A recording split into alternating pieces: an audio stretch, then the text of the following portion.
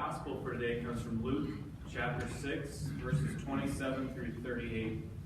It's found on page 49 in your New Testament if you'd like to follow along. Hear the good news for this day. But I say to you that listen, love your enemies, do good to those who hate you, bless those who curse you, pray for those who abuse you. If anyone strikes you on the cheek, offer the other also. And from anyone who takes away your coat, do not withhold even your shirt. Give to everyone who begs from you, and if anyone takes away your goods, do not ask for them again. Do to others as you would have them do to you. If you love those who love you, what credit is that to you? For even sinners love those who love them. If you do good to those who do good to you, what credit is that to you? For even sinners do the same. If you lend to those from whom you hope to receive, what credit is that to you? Even sinners lend to sinners to receive as much again. But love your enemies, do good, and lend, expecting nothing in return. Your reward will be great, and you will be children of the Most High. For he is kind to the ungrateful and the wicked. Be merciful, just as your Father is merciful. Do not judge, and you will not be judged. Do not condemn, and you will not be condemned. Forgive, and you will be forgiven. Give, and it will be given to you. A good measure, pressed down and shaken together, running over, will be put into your lap. For the measure you give will be the measure you get back. This is our good news for this day. Please pray with me. May the words of my mouth and the meditation of my heart be pleasing in your sight, O God, my rock and my redeemer. Amen. Grace and peace to you from God, our Creator, and our Savior and friend, Jesus Christ. Amen. This is one of those Sundays where I want to simply just read the gospel reading and then say, Amen. You can all go home now. How could I possibly top or add to or elucidate any more clearly than what Jesus has set out with the examples that Jesus puts in this gospel reading? This reading from Luke is basically gospel and commentary all in one. But I say to you that listen, love your enemies, do good to those who hate you, bless those who curse you, pray for those who abuse you. I'm not doing better than that. Sometimes Jesus makes it pretty hard on a preacher. But after reading these words from Jesus, reading commentaries on these words from Jesus, after walking around in my house, scratching my head, trying to think about some words to say about these words from Jesus, I finally came away with one solid realization. And here it is. I am not young anymore. I'm not saying I'm old, although if I ask the Sunday school kids, I can bet what their answer would be.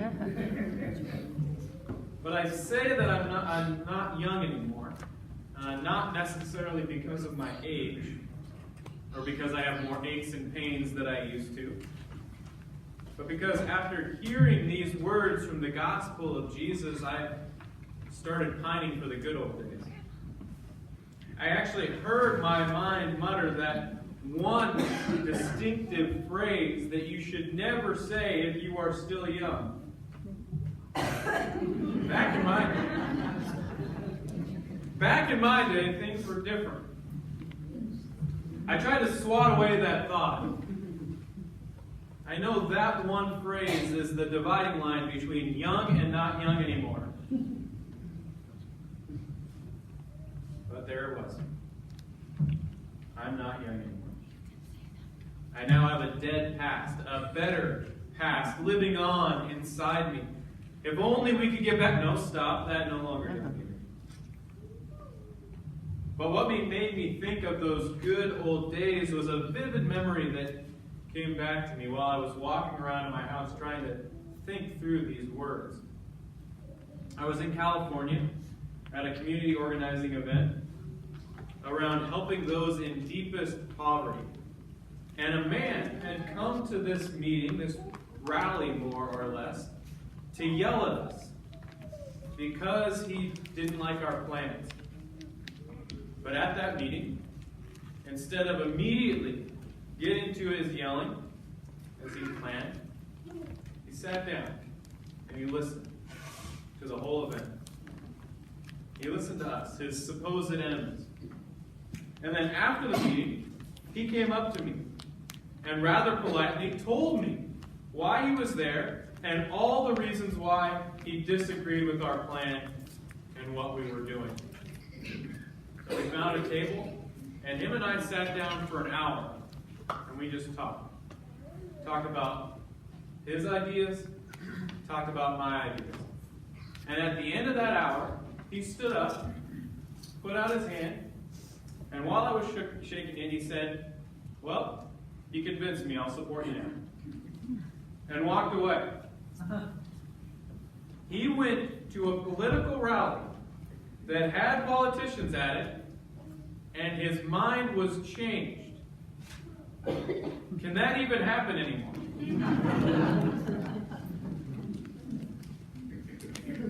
Back in my day. One of my favorite things to do back in the good old days was to argue with people. Not get in a fight, but allow them to share their side. And then I would say my side.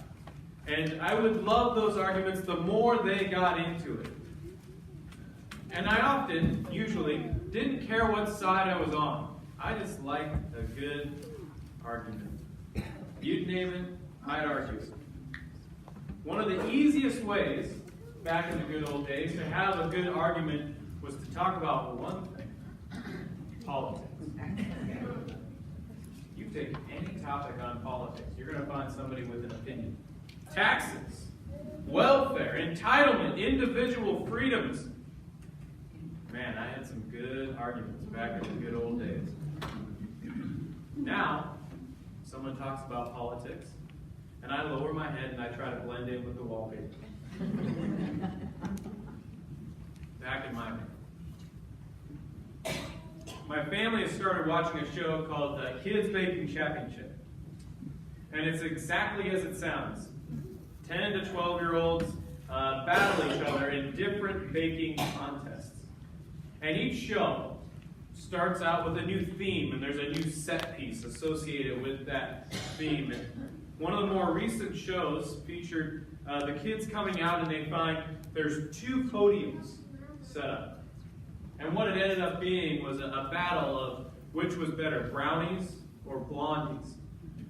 And so they had 2 competing parties. But they didn't know this when they walked out. But one of the 11-year-olds, and she's the one in the green apron there, it's kind of off green on there, but she has a green apron. At seeing the 2 podiums, she said, "I'm so excited. I can't wait to hear what they say, unless it's about politics." And she's 11. Even 11-year-olds are worried about people arguing about politics. Back in my life. So what's the point of this get off my lawn sermon? I guess it's this.